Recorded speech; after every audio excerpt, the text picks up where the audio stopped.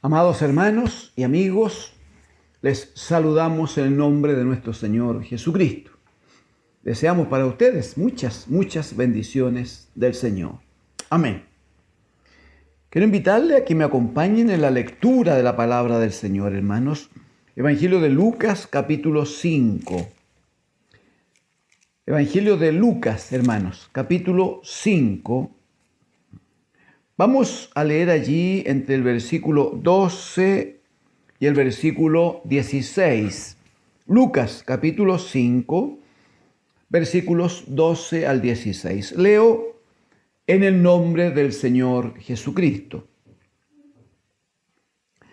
Sucedió que estando el Señor en una de las ciudades, se presentó un hombre lleno de lepra, el cual, viendo a Jesús, se postró con el rostro en tierra y le rogó diciendo: Señor, si quieres, puedes limpiarme.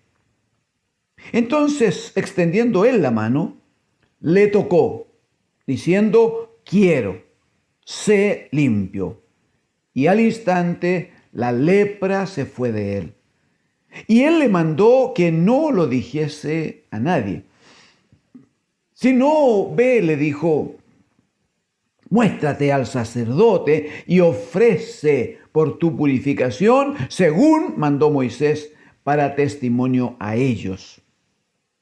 Pero su fama se extendía más y más, y se reunía mucha gente para oírle y para que les sanase de sus enfermedades. Mas él se apartaba a lugares desiertos y oraba. Y oraba.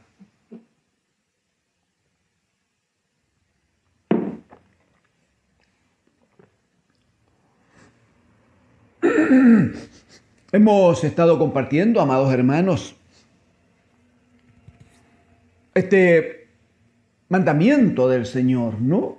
Esta comisión del Señor a la iglesia, cuando Él dice a los discípulos: porque ejemplo os he dejado, para que como yo he hecho, así también hagáis vosotros.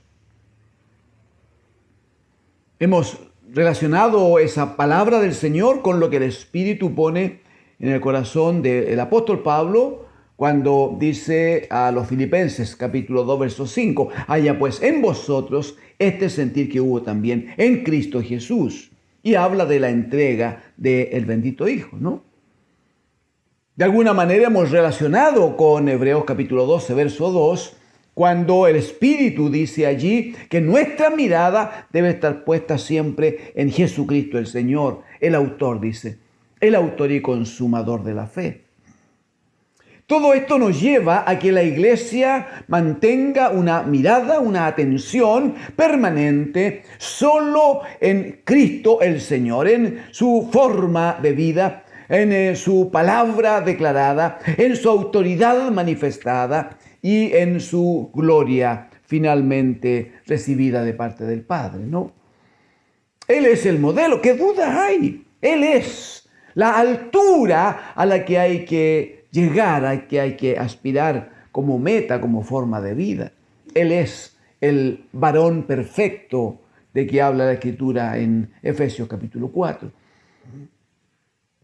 Hoy día debemos observar cómo se manifiesta, amados hermanos, el amor del Señor, el amor de Dios en Cristo, su amado Hijo. Es verdad que Él traía una comisión del Padre, pero su comisión estaba ligada a un proceso de obediencia en que Él, como cordero, lo decía la profecía, debía enmudecer, no abrir su boca y ser llevado entonces al matadero. Él debía morir allí para que por su sangre derramada nosotros fuéramos lavados. Los que hemos creído en Cristo, los que seguirán creyendo en Cristo, por la sangre de Cristo derramada en la cruz, hay lavamiento allí para perdón de pecados.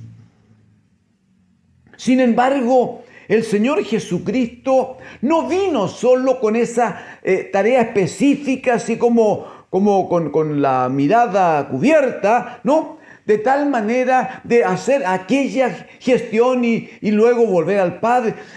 Él se entregó, hermanos amados.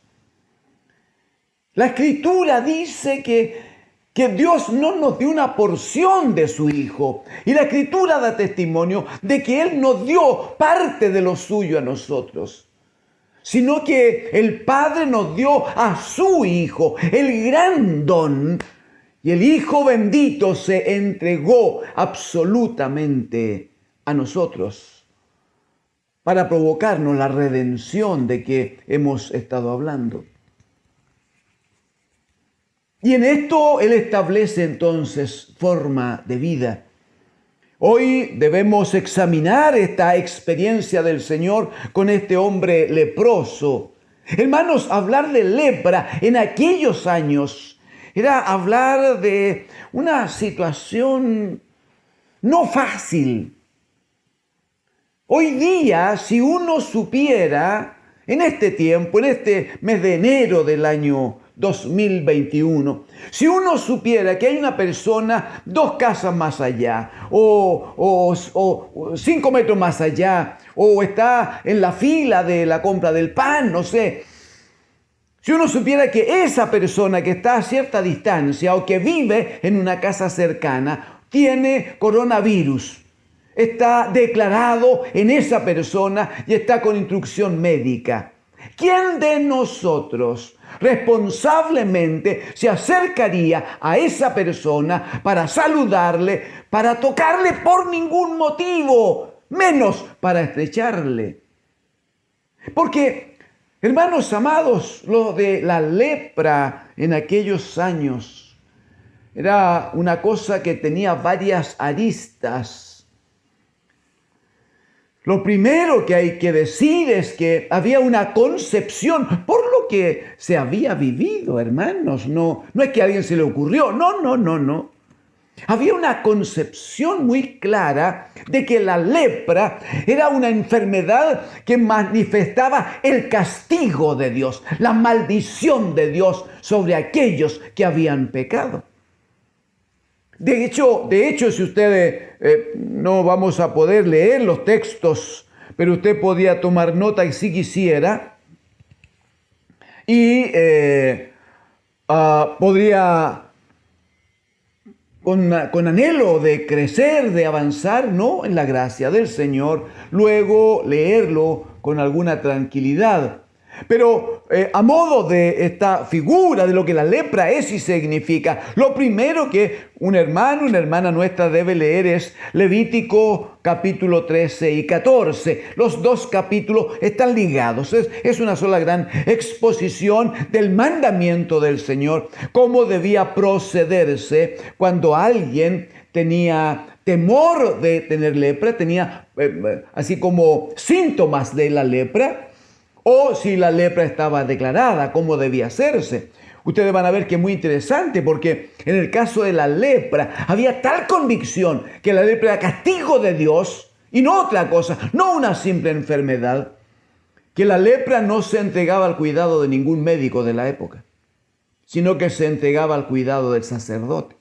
Era el sacerdote el que debía examinar al hombre o a la mujer que tenía ciertas marcas, ciertas muestras, y era el sacerdote el que decía cómo debía guardar una cuarentena. Casi siempre iba cada 7 días, ¿no?, siendo revisado, y tenía que mantener esa cuarentena absolutamente a solas, así como se hace en estos días, así como se hace ahora. Era el sacerdote el que después de un tratamiento decidía si la persona había o no había mejorado, si había o no había pasado la lepra. Mire, era tal la convicción de que la lepra era castigo de Dios. Si alguien quiere tomar nota, pero allí en el libro de Números, capítulo 12, libro de Números, hay una experiencia en que Aarón, hermano de Moisés, Aarón, María, hermanos los 3, pero Aarón y María toman acuerdo y se levantan contra Moisés para decirle a Moisés que no solo él es siervo de Dios. Así como no vengas a mandarnos, no creas que solo contigo habla el Señor. Y decían ellos, aquí estamos también nosotros. De nuevo, Romanos capítulo 12, Pablo va a decir, no haya en vosotros ninguno de ustedes tenga más alto concepto de sí que el que debe tener, sino piense de sí con cordura, con modestia, con humildad, razonadamente. A causa de esta actitud de Aarón, de María, en que demandan así como los derechos de decidir y de hacer cosas como lo hacía Moisés, obrero, siervo de Dios. El Señor se molesta de tal manera que envía una lepra sobre María, una lepra respecto de la cual debía permanecer y morir seguramente. Era muy difícil que una lepra sanara, muy difícil. No había tratamiento, no había cura, no había, hermanos. Lo que el sacerdote hacía era mantener estas cuarentenas cada 7 días. Usted lo va a leer allí y va a ver que es así, para ver y comprobar si había o no había lepra. Porque una vez que la lepra estaba declarada, solo había que esperar misericordia del Señor, no había nada más que hacer. Y María, la hermana de Moisés, llegó a tener lepra por su actitud que no fue correcta. Claramente no estuvo bien. El Señor le envió dicha lepra, la envió el Señor. Sin embargo, Aarón ruega a Moisés que ore por su hermana. Moisés, claro, ora por ella y el Señor dice, está bien, no va a morir de lepra, pero a lo menos debe quedar el testimonio y permanecerá 7 días fuera del campamento, fuera, aislada. Seguramente la iglesia podría recordar ahora también una situación que está establecida allí en Segunda de Reyes, capítulo 5, casi al final del capítulo, Segunda de Reyes 5, cuando el Señor permite por la palabra de Eliseo que Naamán el sirio fuera sanado precisamente de la lepra. Ustedes conocen el hecho, espero, si no lo puede leer. Y ocurre que cuando Naamán es sanado, vuelve para entregarle presentes, regalos a Eliseo, profeta de Dios, a lo cual claramente, como un siervo de Dios y como debe hacerlo todo siervo de Dios, se niega a recibir paga alguna por aquello que el Señor había hecho. Él era solo instrumento. Si tenía que dar alguna gloria, alguna gracia, alguna dádiva, tenía que hacerlo al Señor. Él es el que provoca la obra, Él es el que hace, el que manifiesta su misericordia, Él es el Señor. El punto es que cuando Eliseo rechaza los dones de Naamán, escuchaba a su criado Giezi, y luego que se retira Naamán, Giezi va y corre tras Naamán y le dice, mira, hubo una reacción aquí y la verdad que necesitamos unos regalitos pocos, y va y consigue para él algunos obsequios y los esconde.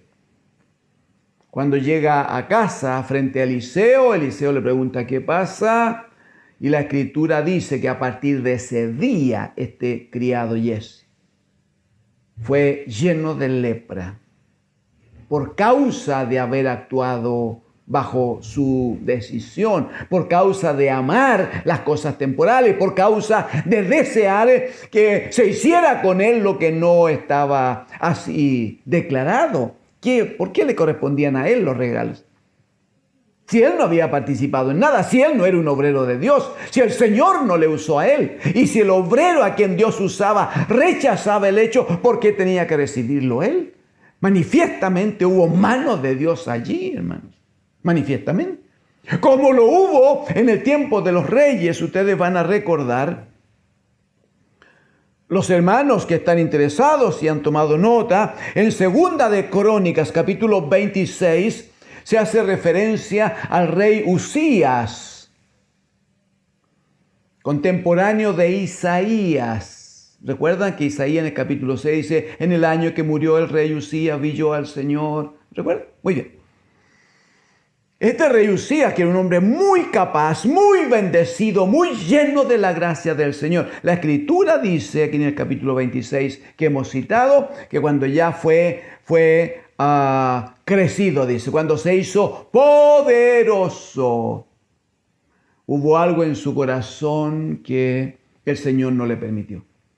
Dice que él decidió el rey, tomar un incensario y presentar incienso delante de Dios, tarea que nunca podía ser suya, sino de los sacerdotes comisionados para eso. La Escritura dice que mientras entraba al templo con la intención de presentar el sacrificio al Señor en incienso, dice que se le opusieron los sacerdotes y mientras se creaba ahí una situación de fuerza, dice que los sacerdotes observaron cómo desde el rostro empezaba a manifestarse, a crecer la lepra en el cuerpo de Usías. De hecho, tuvo que ser sacado prontamente y llevado a una casa en destierro, absolutamente abandonado, siendo el rey. La mano del Señor se había manifestado a través de la lepra. La condición de un leproso, amados hermanos, era una cuestión que claramente provocaba quebrantamiento. Levemente, sí. O más bien brevemente, si me acompaña Levítico, hermano. Génesis, Éxodo, Levítico. Levítico número 13, le ruego. Y aprovecha de dejarlo marcado porque dijimos que los capítulos 13 y 14 los hermanos lo iban a leer por la gracia de Dios y algunos lo iban a estudiar. Levítico capítulo 13, versículos 45 y 46, acerca de la condición del leproso. Dice, y el leproso, en quien hubiere llaga, llevará vestidos rasgados. No va a andar ordenadito, no va a andar bien vestido, no, vestidos rasgados. Tiene que notarse el hecho. Su cabeza descubierta, porque en la parte velluda, donde aparecía el cabello, se manifestaban las manchas, ¿no? Y la pérdida de pelo en muchos casos. Por tanto, era notorio la condición que tenía. Entonces su cabeza descubierta y embozado con su bozo cubierto, dice, pregonará constantemente, inmundo, inmundo. Él tiene que anunciar a todos que él es un leproso, él es un inmundo, para que nadie se acerque a él. Versículo 46, todo el tiempo que la llaga estuviere en él será inmundo. Inmundo para los hombres, pero también inmundo ante el Señor. Estará, dice, impuro y habitará, atienda, y habitará solo. Fuera del campamento será su morada. ¿Usted entiende la vida entonces que le esperaba a todo hombre que estaba bajo esta acción de la lepra, ¿no? Qué terrible para él. Inmundo, despreciado, abandonado, echado fuera. Esto es maldito entonces, fuera de la casa. Sin embargo, en lo que nosotros hemos leído, vuelva a Lucas capítulo 5, por favor. En lo que nosotros hemos leído, queremos observar por el modelo, la actitud de Jesús, el bendito Hijo de Dios. No hay ninguna duda que la acción del leproso fue temeraria.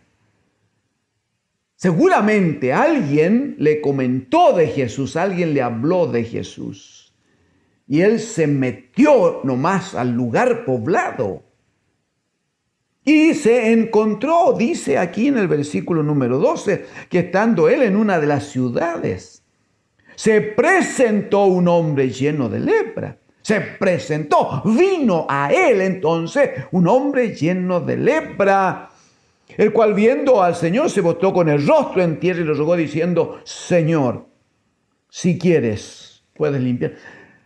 Temeraria la acción del hombre. Pudo antes de ver al Señor, antes de llegar al Señor, pudo haber sido observado por otros y haber sido echado fuera, porque no apedreado por el riesgo que significaba. Sin embargo, él quiso estar, quiso venir, quiso ponerse frente al Señor, quiso acercarse al Señor. La Escritura dice que el hombre lo primero que hace es echarse en tierra, en un acto de máxima humillación. ¿Qué duda hay?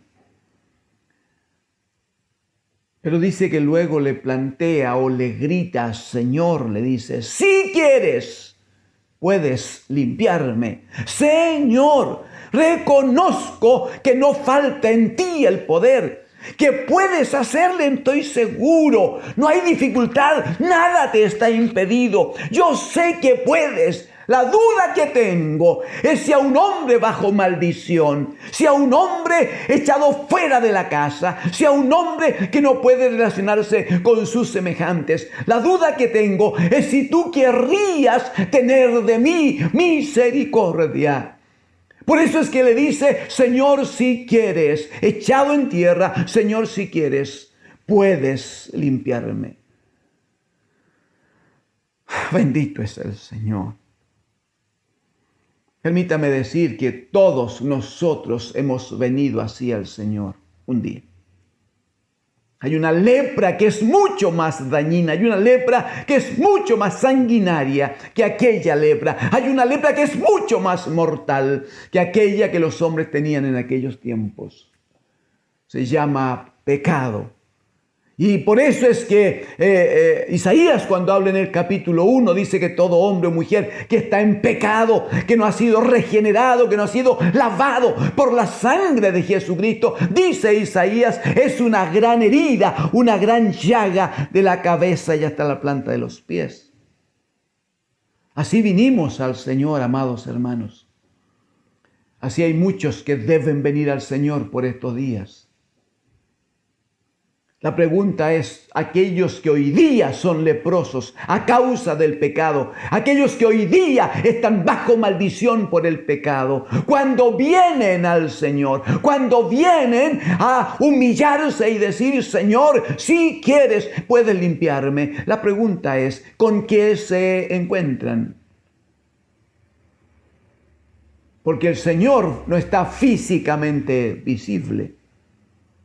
Lo que se ve es el cuerpo de Cristo, que se llama iglesia. ¿Con qué se encuentran estos hombres y mujeres enfermos de muerte? En el caso de Jesucristo, este leproso vino, se tira al suelo y dice: Señor, si quieres, puedes, yo sé que puedes limpiarme. Qué tremendo la actitud del Señor. Léalo conmigo porque quiero que lo guarde en su corazón. Versículo 13. Entonces, extendiendo el Señor la mano, le tocó,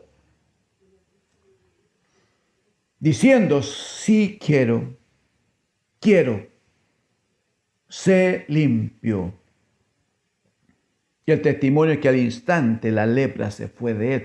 Quiero, si me permite, ayudarle a observar la actitud del Señor. Está frente a un hombre del cual había consenso que la mano de Dios estaba sobre él. Era leproso. Estaba declarado bajo maldición de Dios y echado fuera de la casa, viviendo en lugares lejanos, absolutamente aislado. No tenía posibilidad de vida, más encima la posibilidad de contagio era evidente. Por eso tenían que estar aislados. Sin embargo, el Señor le ve.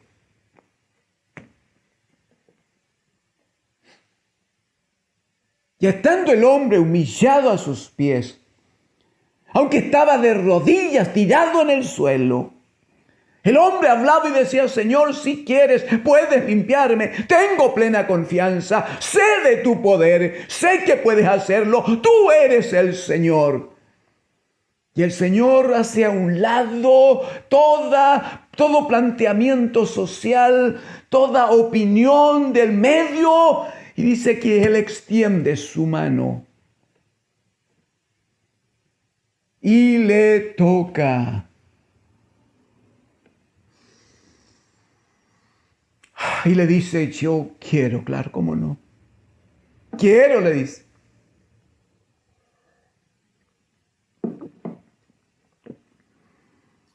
Es muy interesante el hecho, la manifestación de amor del Señor. Capítulo 10 de Juan, el mismo Señor Jesucristo va a decir, bueno, yo conozco mis ovejas, las mías me conocen, dice, y agrega, dice, y nadie las tomará, nadie las arrebatará de mi mano. Eso está diciendo, que si están bajo la mano del Todopoderoso, toda oveja está cubierta, está bendecida. En el Salmo 139, cuando dice el profeta, allí donde huiré de tu presencia, dice, bueno, si tomare las alas del alba, allá donde comienza el día, allá me guiará tu mano y me asirá tu diestra. O sea, no importa dónde esté, si estoy, amén, si estoy bajo la mano del Todopoderoso, dice el profeta.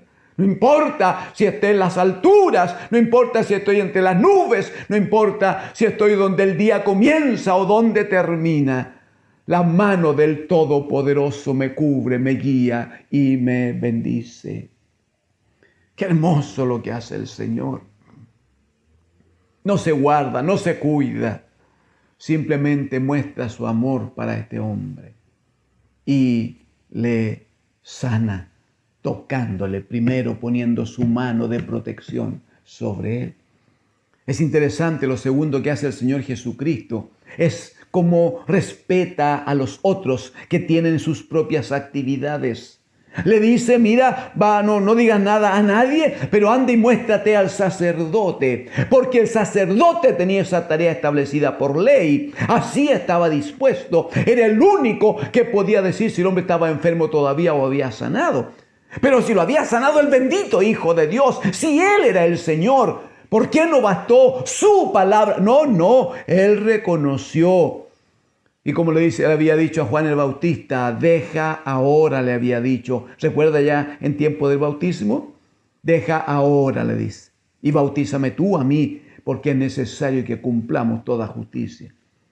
El Señor dice, necesitamos que toda la ley se cumpla también en esto. Ve y muéstrate al sacerdote y presenta sacrificios para que haya testimonio. Bendito sea el Señor. Dice que la gente empezó entonces a declarar, a comentar, a decir que habían ocurrido cosas preciosas. Versículo 15, su fama se extendía más y más y se reunía mucha gente para oírle y para que le sanase sus enfermedades. ¿Sabe lo que él hacía? Él se apartaba a lugares desiertos y oraba para ser así fortalecido. De eso necesitamos hablar próximamente. Una iglesia que es tentada permanentemente, una iglesia que pasa por dificultades, una iglesia que tiene luchas físicas y en el alma, necesita ser fortalecida, respaldada como respuesta a su permanente oración.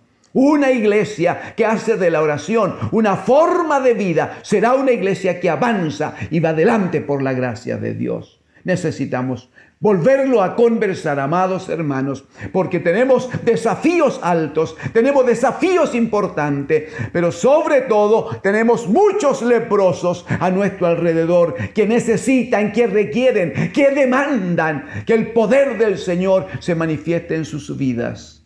Y como el Señor físicamente no está presente, pero su cuerpo sí está presente, entonces los leprosos vendrán al bendito Hijo de Dios y deberán encontrarse con usted, conmigo, para que a la manera de Jesucristo estiremos nuestra mano para decirle, es claro que yo no puedo, pero sí quiero mostrarte a uno que Él te puede y que te va a salvar, que te va a liberar, que te va a sacar adelante.